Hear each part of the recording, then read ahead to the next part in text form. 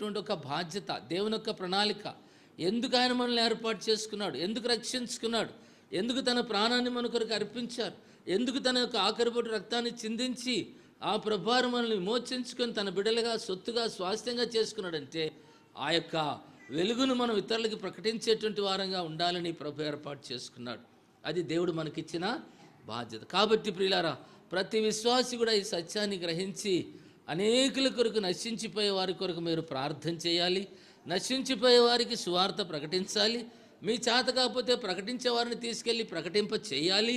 అటువంటి బాధ్యత దేవుడు మనందరి మీద పెట్టినట్లుగా ఈ సమయంలో దేవుడు జ్ఞాపకం చేస్తూ ఉన్నాడు. కాబట్టి ఒకవేళ మీరు ఆ పని చేయలేకపోతే, మీ బంధువులు, మీ రక్త సంబంధులు ఎంతోమంది ఉన్నారు, మీ ఊరిలో మీ చుట్టూ వెళ్తే 100 మంది అన్నా పోగవుతారు. వారికి ఏం చేయాలి చెప్పండి? తీసుకుని వెళ్ళి ఒక మీటింగ్ పెట్టించి ఏం చేయాలి చెప్పండి?